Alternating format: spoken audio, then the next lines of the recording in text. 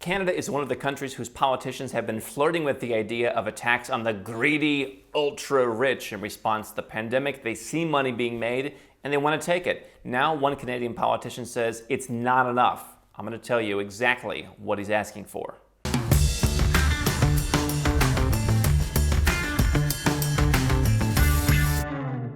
Hi, I'm Andrew Henderson. I'm the author of the best-selling book, Nomad Capitalist, available on Amazon, and the founder of the company Nomad Capitalist, where we help 7- and 8-figure entrepreneurs and investors legally go where you're treated best, with over 50 colleagues all around the world and a network of experts that I've built up over the last dozen years. You can learn more at nomadcapitalist.com. So here's the article, and where does this come from? This is from globalnews.ca. Deadline Canada.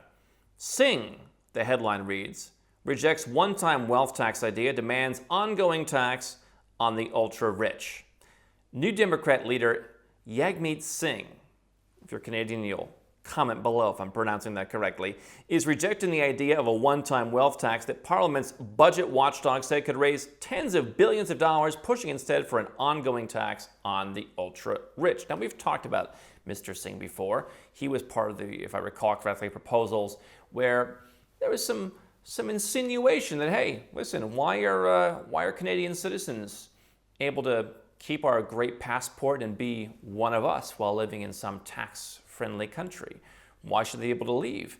And as Canada is right next door to the United States, which is effectively the only country in the world that taxes citizens on their worldwide income, subject to some exclusions and exemptions, but still not perfect, hey, why doesn't Canada jump on this? I'm quite frankly surprised it hasn't gotten more attention up until now. But basically what we're setting the scene is that Canada has talked, politicians have been talking over the last year, as have politicians in many countries, about, hey, the billionaires, the billionaire class are getting wealthy because stocks have gone up. Now, they don't care that their policies have created some of the greatest inflation that you've seen. That's a big topic right now, is inflation. They don't care the fact that they managed the events of the last year and a half have caused people who sell stuff online to become successful, as if it was their fault. What they know is there's money to be had. They can smell it. They can smell it. They know the money is there, and they want a piece of it. And so some of the politicians in Canada are saying, yeah, fine, let's go through and do a one-time levy. The UK had talked about that at much lower levels than almost any other country in the world. One time, paid over 5 years, be done.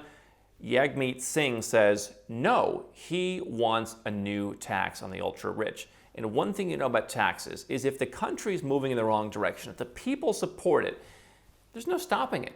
Right? I mean, look at when the U.S. implemented an income tax, was it 3%? And look at it now. You know, once the wheels are off the bus, they really go off the bus. It doesn't take that long.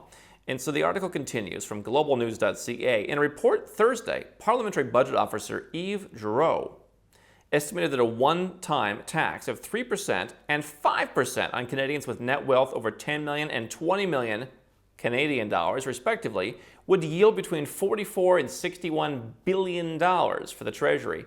Now, as I always say, you know, I was watching this new series on Netflix called Heist. Right, and it's interesting. Listen, guys ripping off armored trucks yielded $3 million. It doesn't make it the right thing to do. You shouldn't knock off an armored truck. And you shouldn't go and tax people who've been successful. And just because, oh, well, it raises $44 billion, as if the ends justify the means. He qualified that his projection amounted to a back-of-the-envelope calculation informed by the tax avoidance and evasion behavior with respect to the U.S. estate tax and other factors. So basically, they made it up. However, Singh is sticking to his proposal from last year that calls for an annual tax of 1% on families with fortunes over $20 million. And again, you know that's just where it begins. Elizabeth Warren wants it at whatever level she wants it. She's always changing her mind, she and Bernie Sanders, on what the numbers should be. I think at one point in the U.S. it was 3% on certain people. That's, you know what, just make it 5%. All right, why not? Yeah, we're already doing it.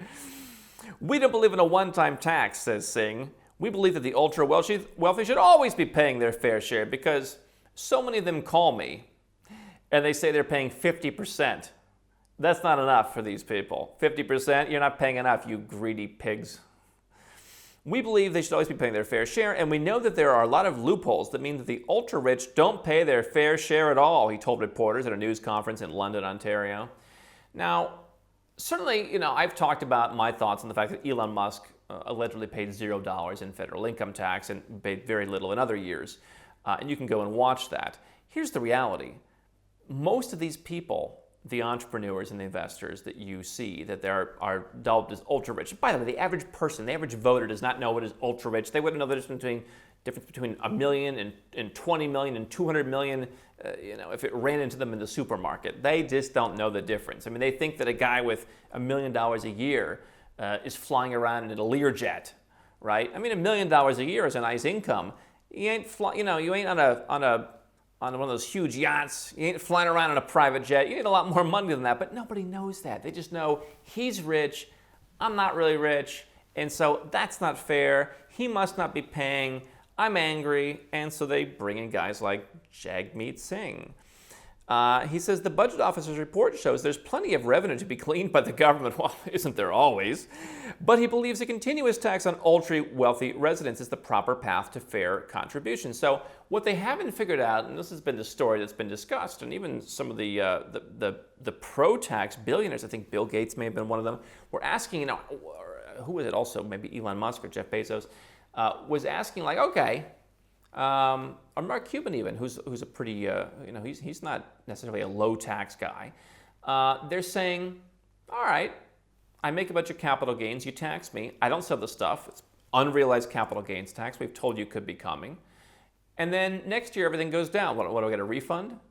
I own some art, who's going to come and appraise the art? How's that going to work? Well, never let a bad idea go to waste, because I've seen in some of these stories how government and some of the people, the politicians, are now saying, yeah, we're going to hire guys who know all about art, and we're going to make it work. Singh is also demanding, because he's not done yet, it's not enough to add an entire one-time tax, let alone an ongoing tax.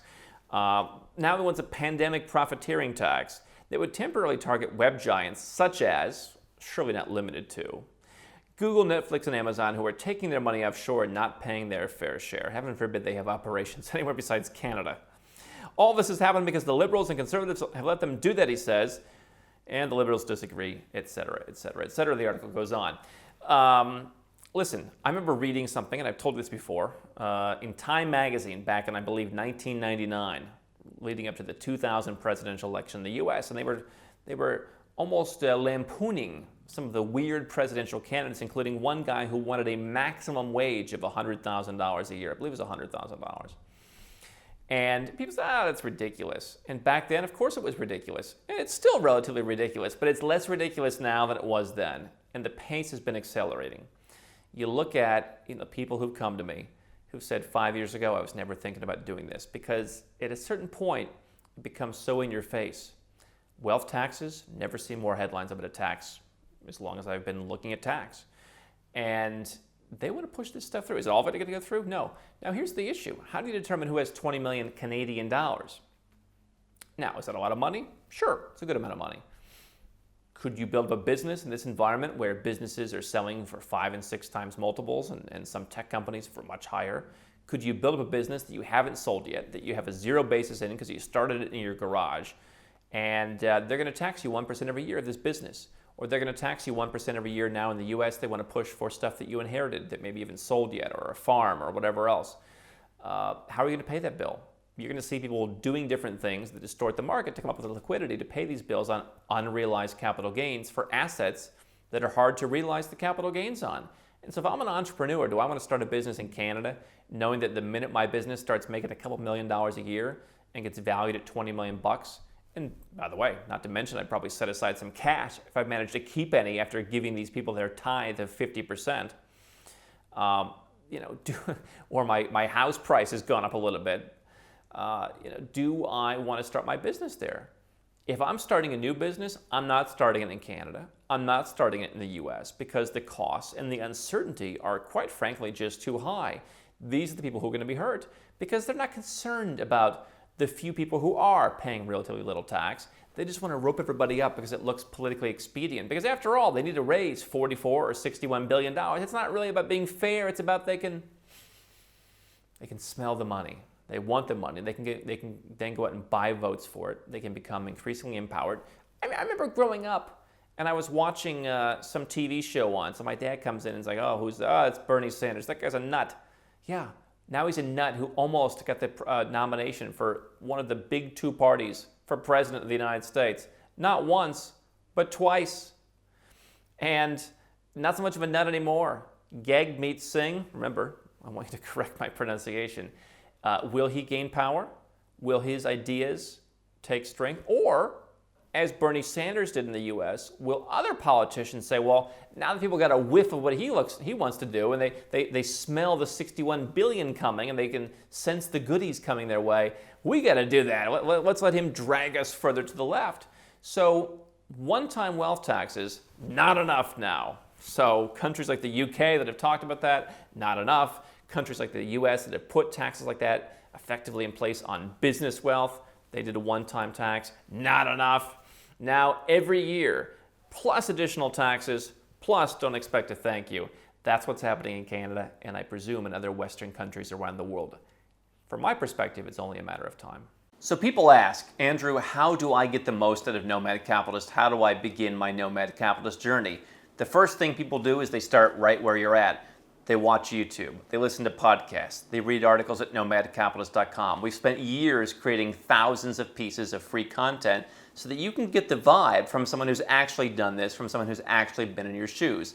What they'll do next, they'll get a copy of the book. You can find it on Amazon. It costs a few bucks, and while it's not going to give you all the secrets, it's going to, again, give you more of the vibe. You're going to learn a lot of the things that I've learned. You're going to learn some strategies you can employ, and you're going to get a lot further in your journey. From there, if you are the 7- or 8-figure entrepreneur investor, you can go to nomadcapitalist.com. You can click Become a Client. We're pretty busy these days, but we have availability to help a limited number of people who want to create a holistic plan, something that I think is so important. So if you want to do that, go to nomadcapitalist.com, click Become a Client, learn more about how it works and how we can help you.